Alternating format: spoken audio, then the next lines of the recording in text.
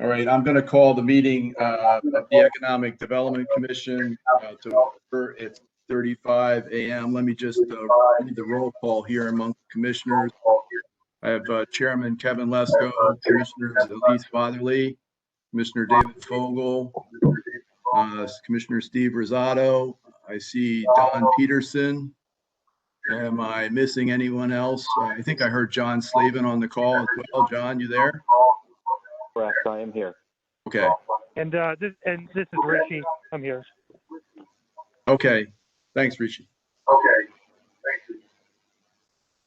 Kevin, I'll turn it over to you for brief introductions. We do have a new commission member, David Vogel. Nice to meet you virtually. Kevin, go ahead. So again, I'd like to do a few things. I'd like to first of all welcome David aboard. I appreciate you with your consideration of joining us. I would also like to thank Gregory Formerxi, who's not here, but he was the former member who spent some time with us and helped us quite a bit. So I wanted to recognize him on behalf of all of our membership. So with that said, and David, in a little while, maybe after we finish up with the speaker, maybe we can have you say a few words and kind of bring us up to speed with, just a little introduction of yourself for the rest of the members. So with that said, I'd like to do the call to order, and then I would like to have a motion to approve last month's minutes. This is Don Peterson. Move to approve. And can we ask anyone that is on a phone to turn off the speaker?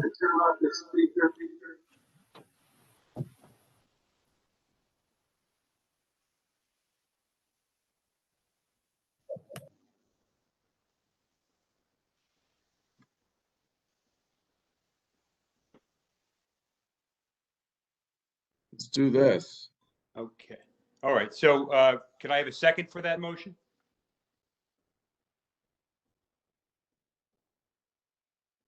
That was seconded by Steve Rosado. Thank you. I forgot to unmute there. Oh, excellent. Okay. So can I have a second? Muted everyone, and you guys can unmute yourself to speak. And can I have a second for that motion, please? Elise Fatherly. Okay. All right. So all in favor of the minutes from last month? Aye. Okay. I'll take that as a yes. Yes, motion carries unanimously. Okay. Very good. All right. So Mark, why don't you jump right into an update on the COVID response and the reopening plans, please. Actually, if I may, you're joined today by Kevin Foley, who was kind enough to be with us. Kevin's the executive manager and director for Cushman and Wakefield, and I asked him to be part of today's meeting to share some insights into the commercial real estate market, particularly locally, and then some of the trends he's seeing, both as a result of the pandemic and even some of the trends that predate that. So without further ado, let me introduce Kevin. I think you can unmute yourself, Kevin, and I'll share your presentation here. All right, great. If you could pull that up, Mark, I'd appreciate it. Well, nice to meet you all. And obviously, we're all in a kind of a holding pattern. I don't know about you, but I can't wait to get in line for a vaccine. It seems Connecticut, I'm in Rhode Island working remote pretty much most of the time, getting into Connecticut as I need to. So I was thinking I'll play one state against the other, but since they check your license, it looks like I'll be Connecticut heading that way for it. The good news is Connecticut seems to be much better organized than most of the other states around us. So that's a good thing. What I thought was pretty timely, and the comments that I have for the presentation, I have sent Mark the full blown research report that Cushman Wakefield did. Just a little background about us if you don't know who we are. I'm one of about 53,000 employees globally for Cushman & Wakefield. I've lost track, but I think we're at about 290 offices globally. We do somewhere in the neighborhood of about $8 billion a year. We went public, I think about 3 years ago. But as you know, for those of you who are in the business, real estate is still a very local market, hence the number of people that are in our organization to cover that ground, if you will. And we do a wide spectrum of services. When COVID hit, it was interesting. It first hit in China, as we all know. We have a significant presence in China. And when China reopened, quote unquote, our property management group, facility management group there, helped 1 million Chinese employees get back into their buildings. And as a result, created this kind of manifesto of do's and don'ts and carried it over to the United States. And we ended up developing a 32-page guide for anybody who wanted it. And of course, with our client base, we've been doing an awful lot of research relative to, before, during, and after. So that's going to be the basis of my presentation. Then I'll also touch on the Fairfield County market as we see it at the end of the fourth quarter. And I'll touch a little bit on your town, along with Westport, which we call the central market. So if you go to the next slide, Mark, I'd appreciate it. When I first started in the business, I would go to the office. Now we go to the workplace ecosystems. And again, as I said, we'll do the year end. So pre-COVID, 95% of the workforce worked in the office. There was 5% that was permanent remote to whatever extreme, whatever extent, whether it was sales reps, whether it was work at home moms, those kind of things. And 30 to 32% were what we call agile or flex, namely a part of the work week that would actually work remote, not show up in the office. The main theme of office that was going on for, the last probably 20 years is densification. Pack them in. So the ratios, for those who understand that, you have 3 or 4 employees working in about 1,000 square feet. And as time went on, it got to be 5 or 7 people working in 1,000 square feet. I even saw some office setups like Deloitte's headquarters in Stanford for the audit group.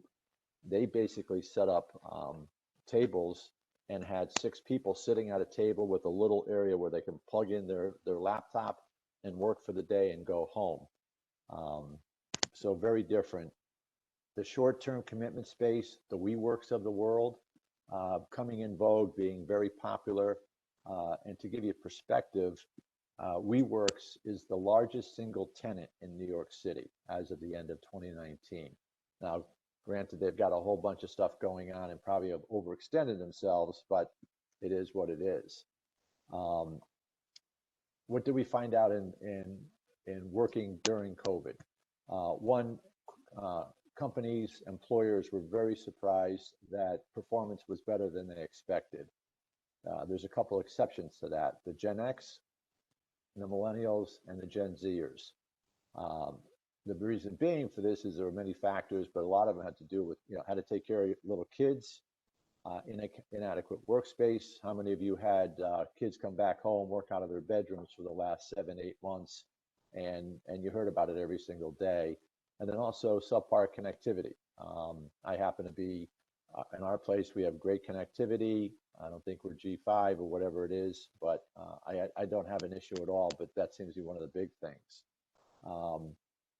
Here's the most ironic statistic. In 5 years, 70% of the workforce will be made up of these 3 groups. So corporate America has to pay attention to that, especially the younger people. They want to be back in the office, be with their friends, leave at 5:30, do what they do after 5:30, and go from there. Not surprisingly, baby boomers were the best adapted to that work remote environment. Most companies, as we're hearing today, when you talk to different people and variances of this, most companies are hoping that they're full force, people back in the office 100% by fourth quarter of this year. If you think about the timeline where we are today, you've got your schedules with the vaccines. Hopefully by summertime, you can walk into a drugstore, you can pick up a kit, test yourself for COVID that's going to be 90% accurate and it's going to cost $30. So I think with all of that, as we move toward the fourth quarter, our company in particular, as an example, we're hoping that it would be summertime sometime that we'll be able to be restrictions lifted from the 50% occupancy rule that we're in now and be, able, anybody who wants to show up any day, they can. But realistically, we're thinking after Labor Day, that will be the case for us in our tri-state market. The other thing that's a little scary is the capacity right now in all the office buildings is less than 25%. Less than 25% of the people coming into the office every day as we sit here today. Next one, Mark. So what's going to happen? It's an interesting situation. As we call it now, the total workplace ecosystem. It's office, it's home, and it's a remote third place. I'm in my remote third place myself, working up here, and again, get to where I need to get to every day. People were wondering, are we going to see 50% permanent remote work, those kind of things? We don't see that at all. What we anticipate is we're at about 5% now in the United States and Europe. And actually, there's a chart that will pop up later, and you'll see that comparison. And it's going to double. The permanent workforce, remote work, will get to 10 or 12%, and that's in the U.S. 90. Let's see what else. Yeah.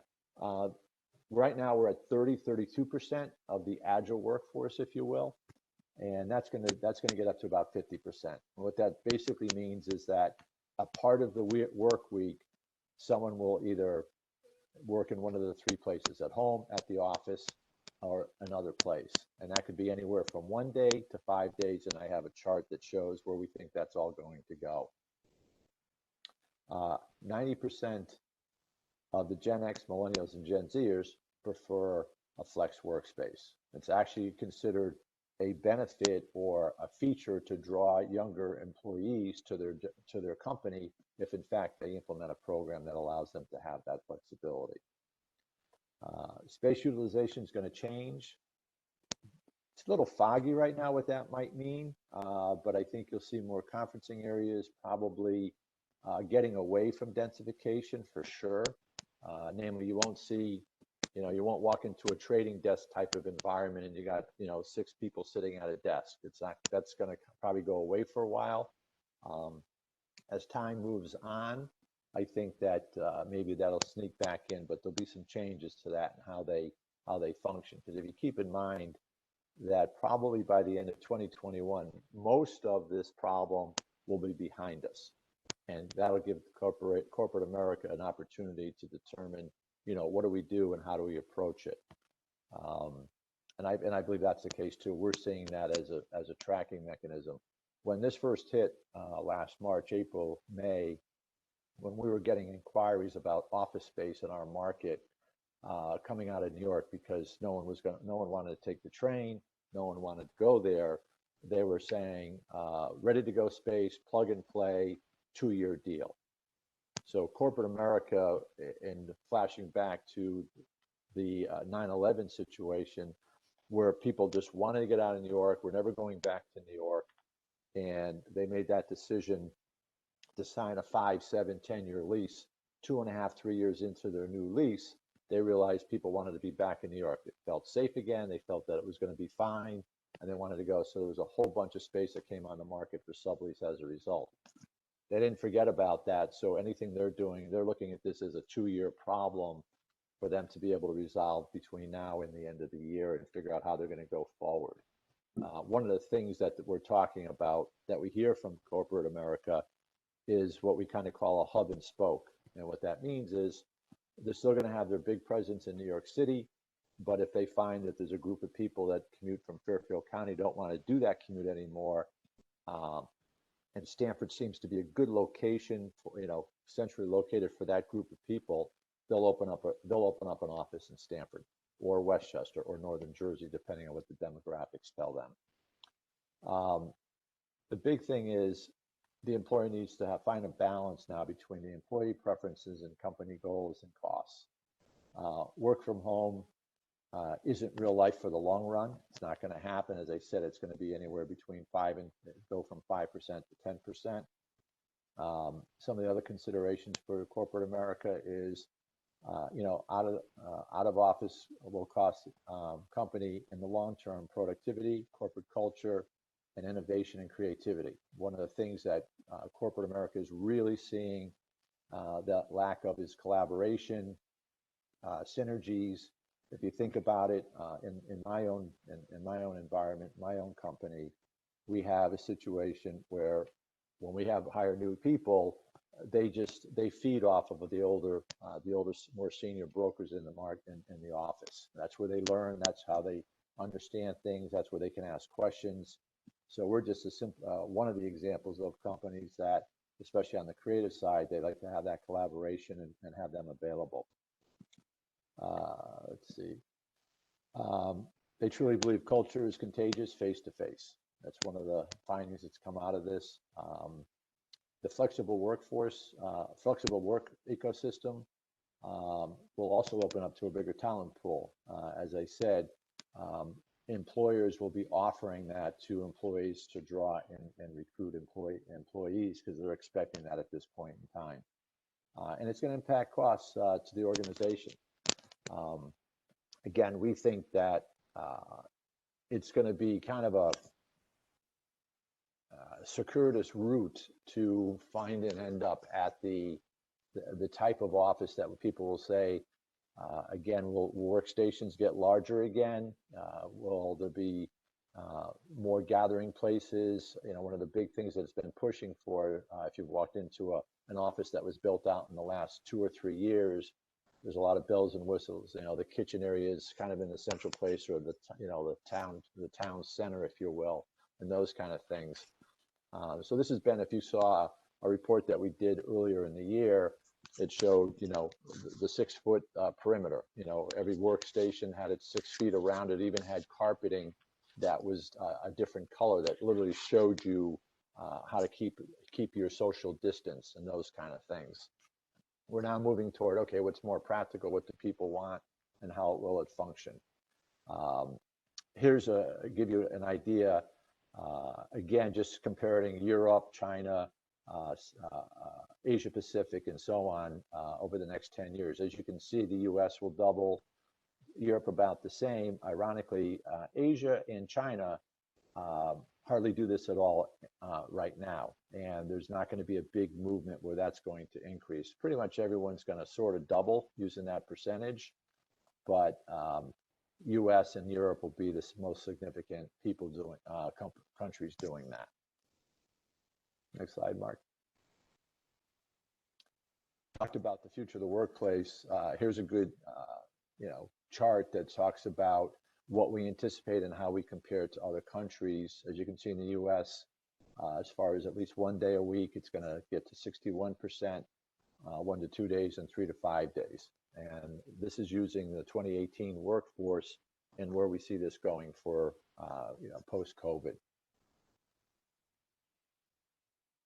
Fairfield County, as you can only imagine, it was a very, very difficult year for anyone in this business.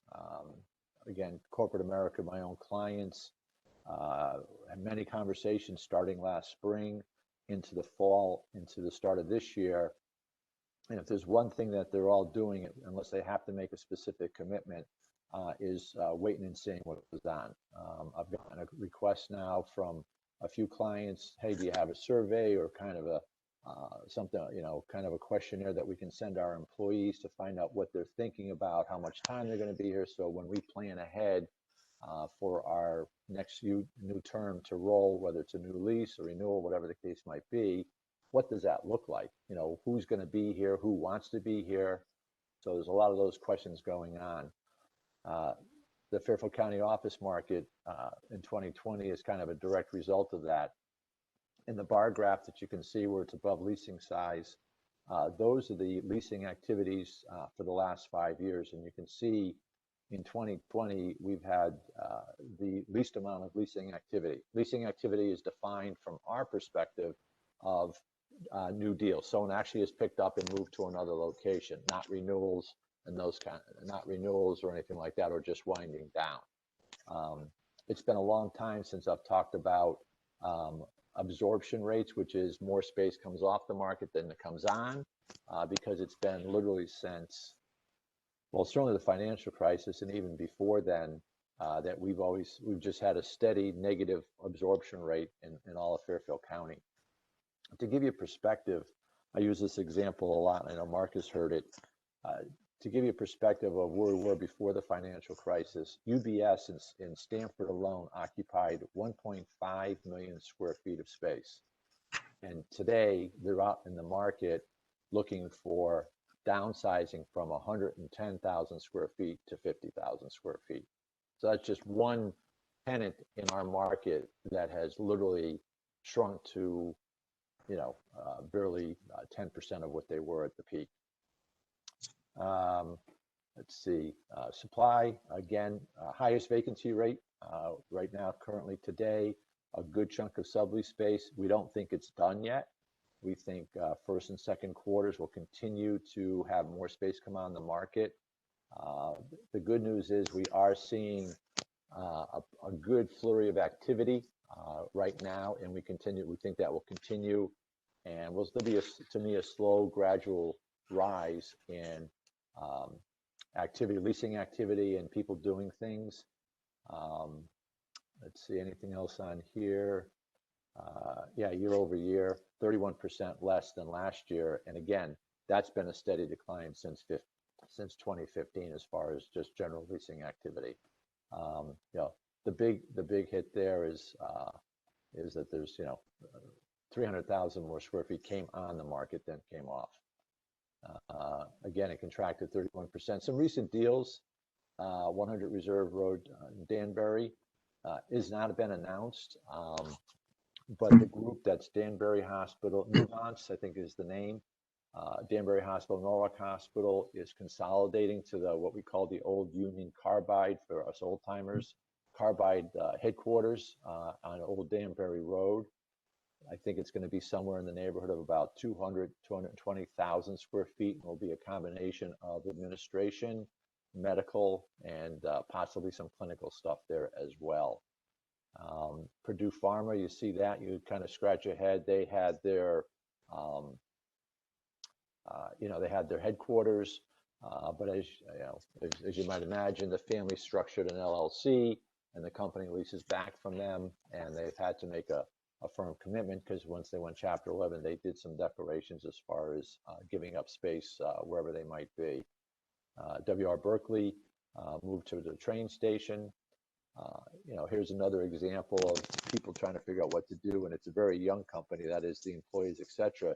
Indeed, which is headquartered in Stamford, has been in the market looking for probably somewhere between 300,000 and 400,000 square feet. And they've been kind of focused on a new building coming out of the ground, because they quite frankly haven't seen anything that they really like.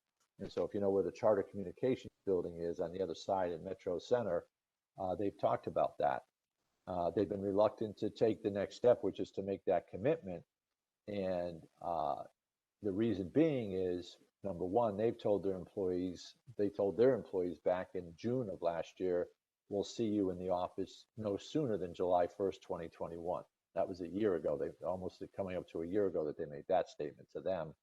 And secondly, even though it's a young company, a lot of collaboration, their business is technology effectively. And as a result, they have no idea what their picture is going to look like as far as employees work from home, the combination of the three, the flexible worker and so on. So they've been reluctant to make that final commitment to sign on the dotted line. And again, I think they're probably another 6 months before they can figure that out. So it'll be interesting what happens with them. Let's see, next slide. Just some things that I'm thinking that's going to happen.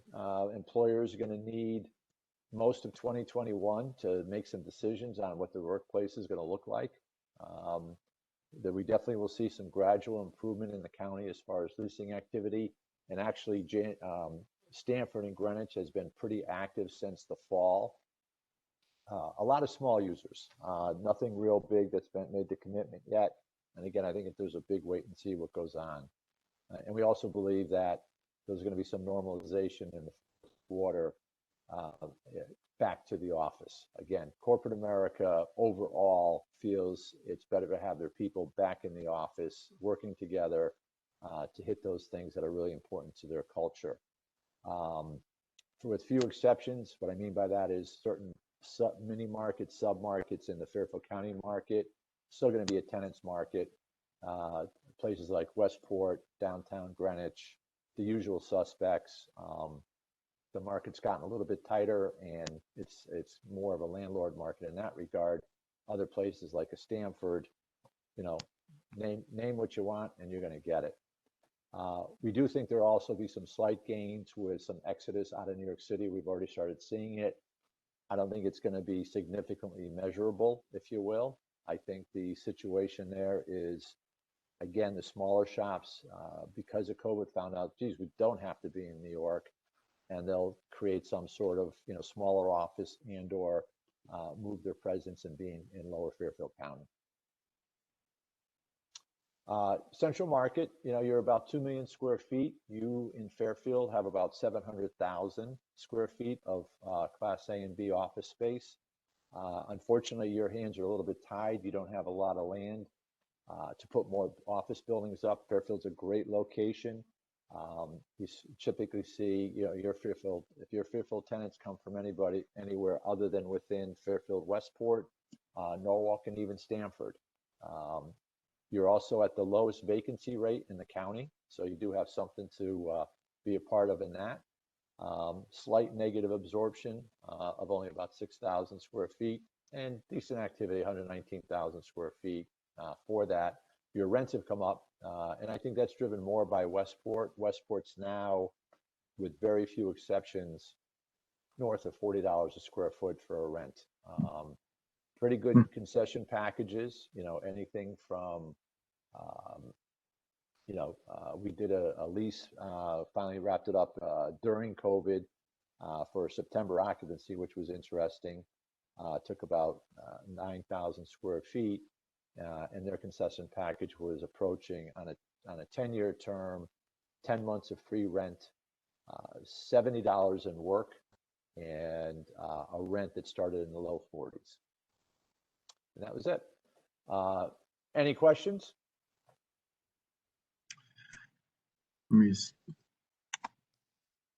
me stop sharing here for a second here so I can see people. If you have questions, you can unmute yourself. I think you can do that from your laptop.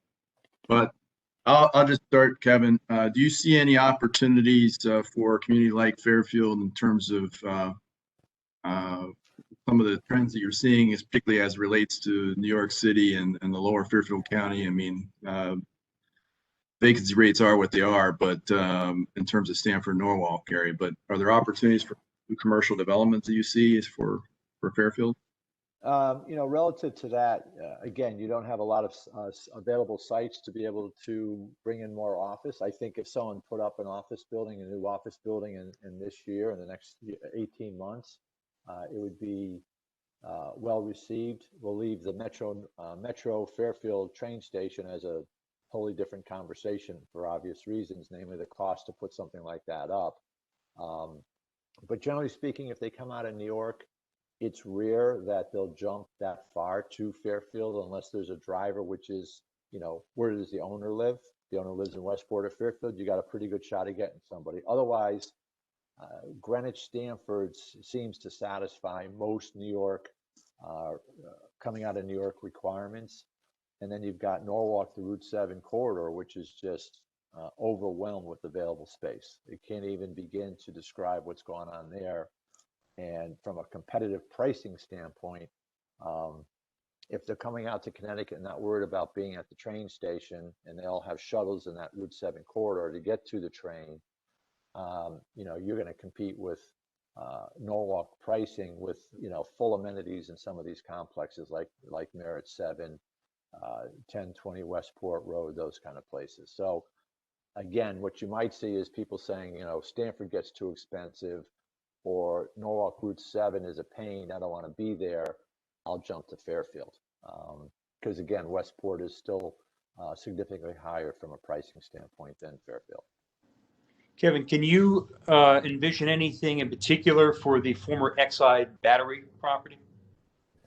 The safe thing there is I'd be a little concerned about retail on the first floor, but the logical or the TOD, if you will, it's close enough you can walk to the train. So do you do multifamily on upper floors and develop it that way? I think it would go well to put an office building, but right next door, 2150, which I've handled over the years off and on, really struggled with trying to get it to a 95% occupancy. And I think I saw that it had sold recently. Yeah. So, the safe bet, multifamily, 1 and 2 bedroom units. I know that there's always this concern, fear that, it's going to impact the schools. And I think study after study after study, if they're rentals, more than likely, they're in that group of the Gen X's and the millennials that would be taking that space, or or us baby boomers downsizing but still want to be close to the grandkids kind of thing. But that's the safe one. Retail, although we had our monthly call, and our retail folks spoke up and said, certainly at least Fairfield, Westport more so, but said that the local retail activity was good. They were seeing things happen. The nationals weren't kicking around, but local people kind of getting back into the mode of, okay, we've survived it, or hey, I want to work on a theme because I'm not going back to New York or whatever the case might be. But again, the safe bet there is probably multifamily. Just curious on the retail, and I've seen like the Stanford Mall's been struggling a lot, losing a lot of tenants to Norwalk. Is there a lot of call for retail? I don't touch on that. I have associates that if someone had it, but just generally speaking, the mall situation, you read about it almost weekly, what's happening and the demise of it. I found it to be a very interesting buyer who bought the Stanford Mall recently, which was Sapavia. They're a high-end furniture carpet company that has a presence out on Atlantic Street that kind of abuts the mall.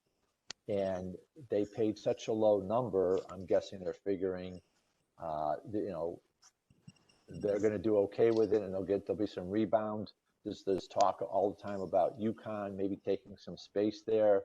That never came to fruition. In fact, there was a big rumor mill that UConn was buying the mall. And I think anyone who follows Connecticut politics and finances, UConn doesn't have any money to buy anything right now. Maybe put up some dorms to expand Stanford, from a student enrollment standpoint. But other than that, so yeah, Stanford's been, it's one of these things where it's a, fully enclosed, no windows kind of thing, and that's not what people are looking for. It's this whole experience, and again, when you get a brand new mall that looks like it does in Norwalk with those 2 anchors, it's kind of like, okay, where do you want to be?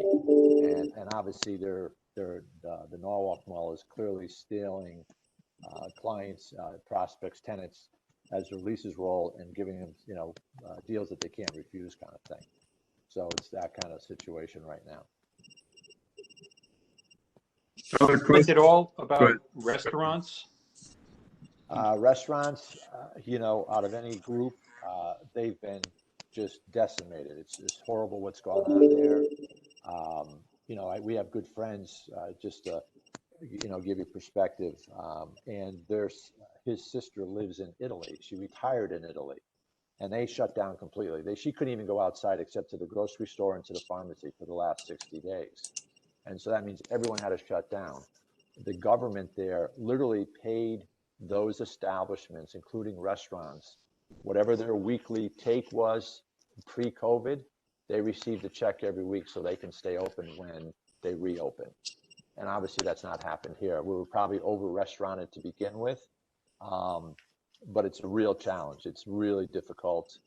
I personally, since we've been up here, we've been to one restaurant on a patio in October with a breeze, and haven't been in to sit down. And I guess once we get the vaccine, we personally will say, okay, we feel comfortable going back inside a restaurant and sitting down to have a meal. And frankly, our first place is going to be the Gala Club because we miss that place dramatically. So. You know it well, Kevin. Yeah, absolutely. Both of you. Other questions for Kevin before we have to let him go?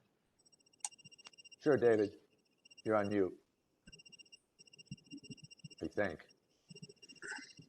Yeah, my bad. Can you hear me now? Yep. Okay, great. First of all, thank you, Kevin. That was great. Is there a way to get a copy? This isn't my question, but can we get a copy of that presentation? There were a couple slides I couldn't see. Yeah, okay. I'll forward a link to everyone on the call or put it up there. And my comments came off of a pretty in-depth research paper that we put out back in the fall. So Mark has that plus our typical county Fairfield County stats and my presentation. So absolutely. Great. Yeah, I'd love to get it. Thanks. But and not just sort of focusing away from office space for a second, but more to people flow, predicting possible outflow of people from New York City. Did I take away the right point? Because you said in the middle of the presentation, you expect obviously more flexible work environments. And I thought you said you expect a lot of these New York firms to set up satellite offices outside of New York, like in Stamford, for example. So I know there's a glut of space in Stamford, and I know the UBS example well, but do you envision sort of a rebound with firms like UBS setting up smaller offices out there to give flexibility? Because if so, that means we might see more outflow of people to places like Fairfield. Yeah, I think we will see some of that. There'll be enough people that will say, I don't want to go into the city anymore, but hey, my Mr. Employer, Ms. Employer, I get the fact that you want me in the office. So make it convenient for us now going forward, which means there'll be a branch office set up, whether it's Westchester, Fairfield, Northern Jersey, a lot of places they can go for that. Those are the three likely ones. So I do think we'll see some, but with with 9/11, it was short-lived. The reality to me is we have two children that work in New York. They're both working remote. They both can't wait to get back to the office. And New York's going to bounce back. People are going to get back on the trains. There will be the shift. What will be interesting is, if you remember the stat, 70% of the workforce is going to be made up of these kids in 5 years. So if Mark called me 5 years from now and said, can I make another presentation? I'll be doing it from Rhode Island, but I'll probably have a beard and even longer hair at this point. So, because these kids are going to be doing that, and what they decide will determine it. Our daughter is New York City bound, come hell or high water. Our son is already talking about, shoot, I missed the window of opportunity because there was this mad rush of residential housing that took place last summer, as we all saw. It was just kind of crazy. So I do think there'll be some influx of people coming in, or just saying, I'm not going into the city anymore. But I do think New York's going to bounce back. Might take a little while. But these are places these people want to work. And again, if it comes into Fairfield County, probably won't go much further than Stamford. It's going to be hard to see the trickle up effect unless pricing gets so crazy. And I don't see that in Stamford, where pricing, it's pretty rich now. The true Class A buildings in Stamford, are $41, $42 a square foot gross. You can get something in the low 30s in Norwalk, and you can do something in the low 30s in Fairfield. Because of where people will be coming from, Norwalk's more centrally located than Fairfield. So it'll be interesting what happens. We'll see some. The bigger problem in Connecticut, as we all know, is just job growth in general, just period. I mean, that's has been our challenge for 12, 13 years now.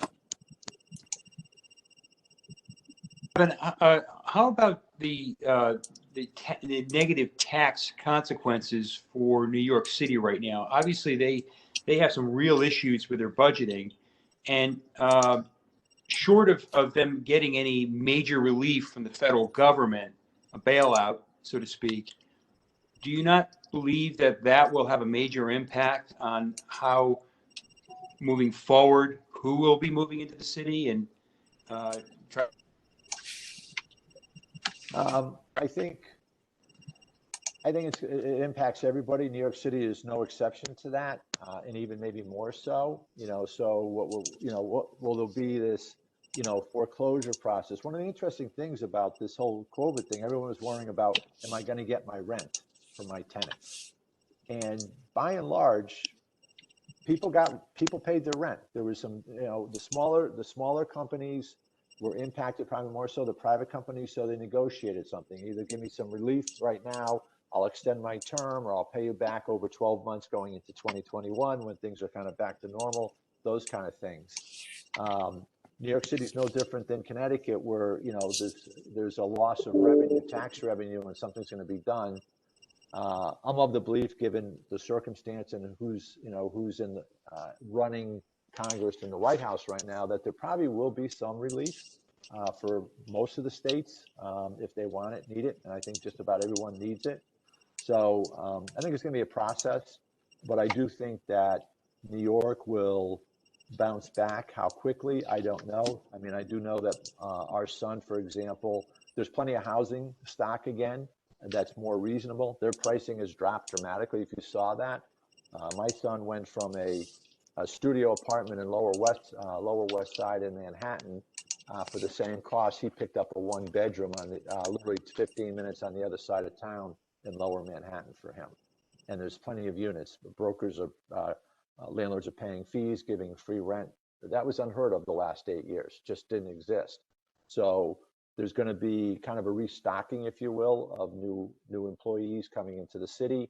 And again, there'll be some influx, but tax-wise, hard to say where it's going to go. But I think people are going to be, it's going to hurt some people for a while, for sure.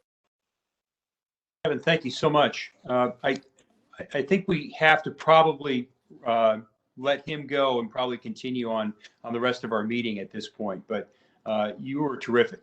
You were, please come back another time for us. Yeah, appreciate your time. And if anybody has any follow-up, Mark has my email, and just shoot me an email. Happy to answer it. That's great. That's Yeah, great. thank you, Kevin. Appreciate it. Thank you. No problem. Thank you. Have a good day. Thank you. You too. You too. So Mark, would you give us the update on the, I jumped the gun before, but the update on COVID response and opening? Yeah, let me just quickly share.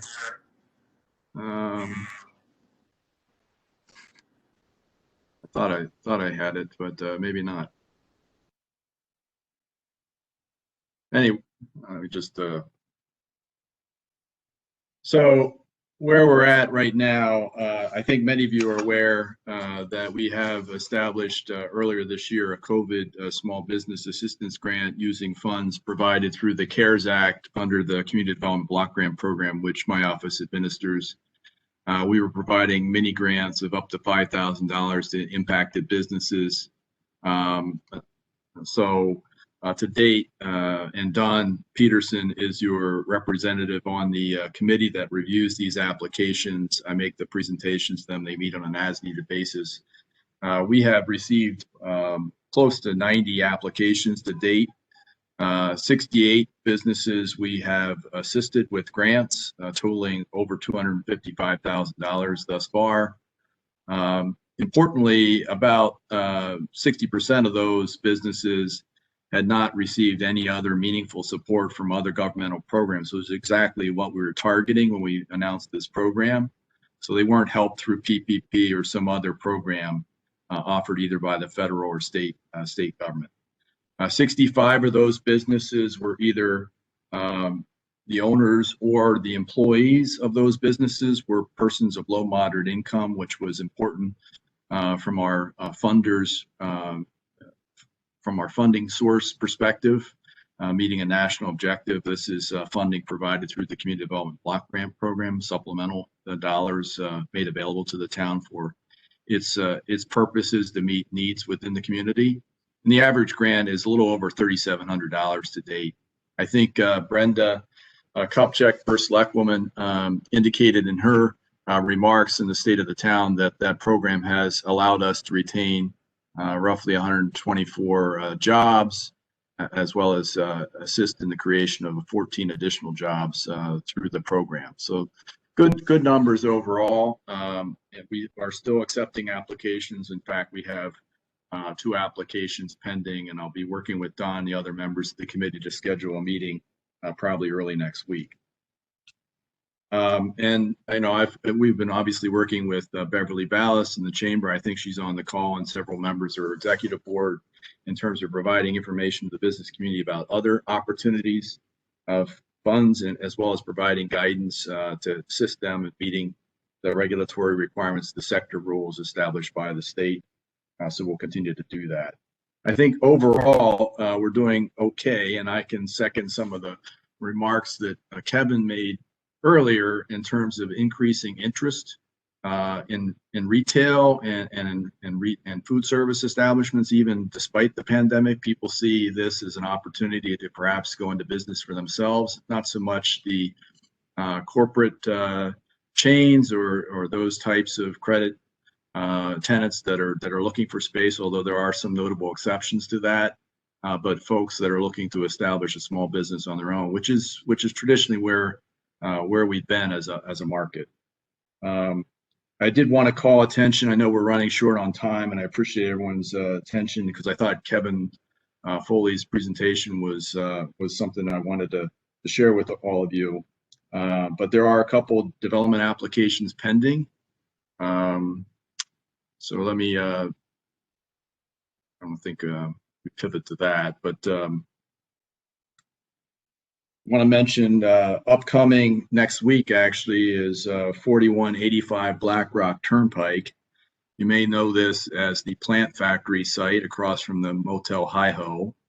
That was previously approved for a 25,000 square foot medical office space some years back. They've been unable to secure a suitable tenant for that site. They now have a new application pending before planning and zoning for a 94 unit residential development under 830G. Many of you know that section of the Connecticut General Statutes. We also have 2 applications that are pending a decision from planning and zoning. 5545 Park Avenue. Again, many of you are familiar with this site. Coming off the Merritt Parkway, it's pretty much surrounded by institutional uses. Sacred Heart, Notre Dame. Across the street is the Trumbull Medical Facility.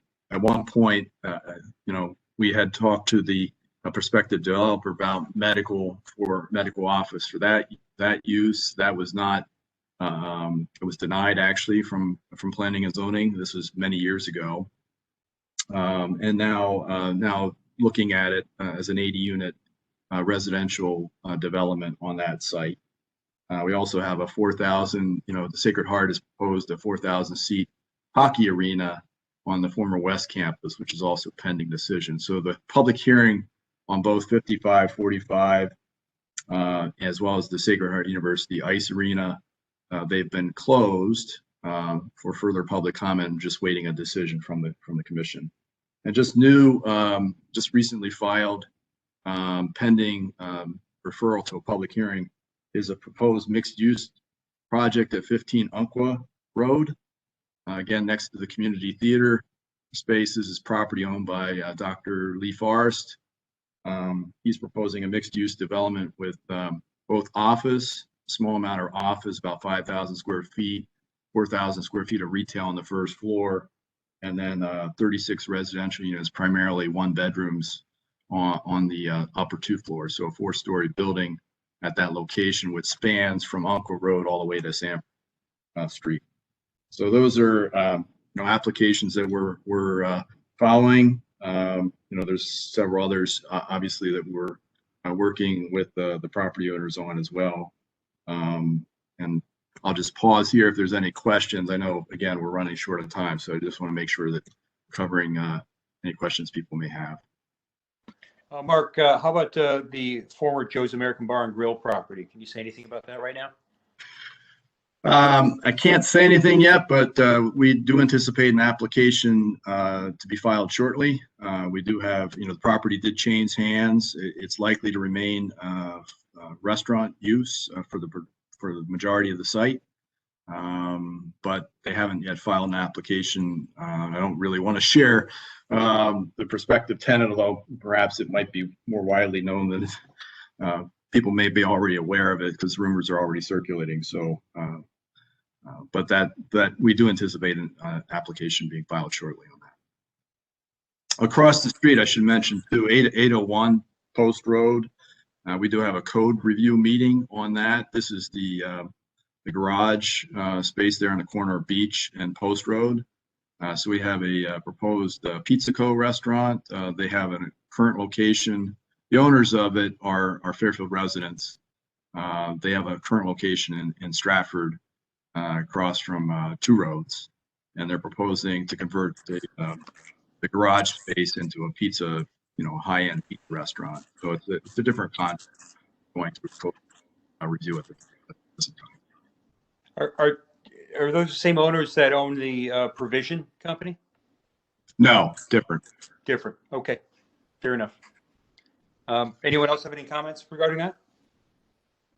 How about the budget updates? Did you have anything you wanted to say about that, Mark? Yeah, I just wanted to, I think I've mentioned before, and see if I can grab the screen here, but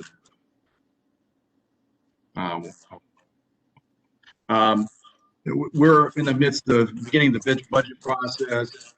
Staffing is likely to remain the same. You recall last year that we had proposed adding a staff position, which didn't make it through the budget process. I'll share with you an organizational chart. I'll send out a link to it, but clearly, we've been short-staffed for most of the year. My administrative staff position has been unable to work due to medical circumstances. Likely she won't be able to return at this point. So we're considering upgrading that position anyway to more of a marketing coordinator position with some administrative functions as in support. Right now, it's been a low-level administrative staff position, a clerical position, which I've tried to hire for the marketing piece. And we have a number of social media accounts we try to maintain. The issue is because it's at the bottom end of the union pay order, anyone with any skill, they don't last very long. They immediately assign for another job elsewhere. So it's been a revolving door for the last 10 years plus that I've been here. You gradually get something on board, and then they need for another opportunity, which I know is grudge. So we're hoping to upgrade that position and all that through some savings that we'll realize in the fees and professional services. So from a budget perspective, we won't have any monetary impact. But I'll share the organizational chart with all of you as well. Okay. All right. So two other items. I wanted to see if Beverly is on and if she wanted to say a few words with Chamber of Commerce. Yes, good morning, everyone. By the way, that was a great presentation, Mark.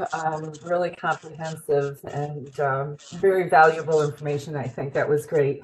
And nice knowing that we still have the lowest commercial vacancy rate. So go Fairfield. So just for those of you on the call, we held our Economic Outlook meeting on let's see, it was January 28th. Brenda was a guest speaker to, review Fairfield, local environment, economy, and John Trainer, of course, who is from People's United Bank, gave a wonderful presentation as well. If you were not able to attend that meeting, and if you would like a copy of John's slide deck, let Mark know or let me know and we can send that out to you. But lots of good analytical and statistical information from John Trainer. So that was a great meeting. Regarding our e-gift card program, I'm happy to announce that We've just passed the $45,000 mark on purchase e-gift cards. The community has purchased is exactly 45,176 and 762 gift cards. That's just a fantastic result, and still excited about it. Mark and I working together on this. He created some posters, so I'll be bringing those out to the participating businesses next week and continue to supply them with marketing materials. And just a reminder that this is a year-round program. It's not just a holiday program. So I'm excited. If we do as well this holiday season as we did this past one, and over the year, we might reach $100,000, and that money needs to be spent in Fairfield, stay in Fairfield, and amongst the 72 participating businesses. So that's all great news. We're in the midst of pulling together a legislative meeting, so more information on that coming forward. So thank you. Excellent, Beverly. Thank you. David, could we ask you to maybe give us a little synopsis of who you are and how you're going to integrate with us and what you bring to the table? Really, it's funny to say it that way, but I'd love to hear a little more about you, please. Sure. Well, I'll be brief because I know we're nearing the end. I don't know how much I bring to the table, but you guys are more than qualified to handle this without me. But just real briefly, I've been in Fairfield 14 years plus, 3 children, moved out from New York City, not from Connecticut originally, from upstate New York, but have been happily settled here for a while.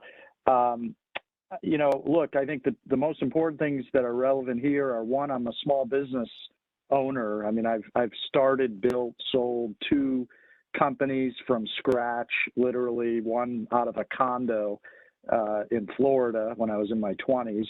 The other one more recently in Westchester was a much larger company eventually, but it started with 3 or 4 people working out of a cramped office. So definitely, and I've invested in small businesses, continue to do so, advise small businesses. I'm a professor of entrepreneurship adjunct at Georgetown, where I went to school in Washington. So I'm all about small business, understanding their concerns. I've been through even though both ended up being successful, believe me, I had, almost went out of business, almost ran out of money. So I've had the pain, went through the financial crisis as a small business owner. So I've seen it all, the peaks and the valleys. But the other thing is I had spent some time in Washington, D.C. recently, 20 months, and primarily at the Export-Import Bank, which services small businesses. And it's often overlooked or just not known about, and I don't want to dwell on it here, but while I was there, the Ex-Im Bank provided about $150 million or more of export assistance to Connecticut businesses, including businesses here in Fairfield. If you look at the list that's all on their website, there are some well-known businesses here in Fairfield that they provided support to. So, getting the word out on that is something, relatively minor, but something I want to participate in.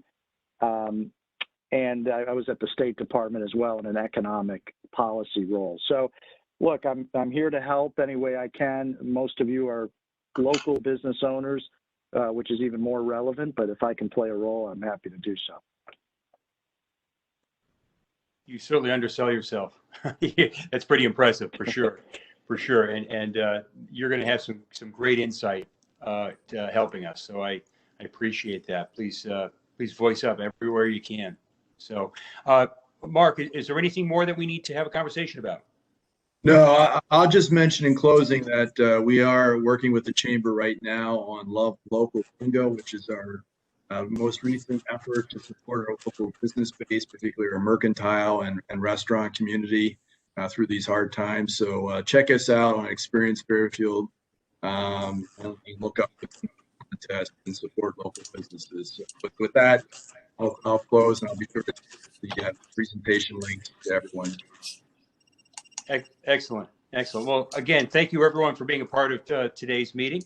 I look forward to seeing you all healthy and happy for next month. And I'm sure Mark is going to keep us all in line and send us what we need as we go along over the course of the month to get us all organized for next month. All right. Okay, this is Don. Move to adjourn? Yes. There we go. Second. Excellent. Second. Thank you, everyone. Take care. Thank you all. Take care. Bye. Have a good day.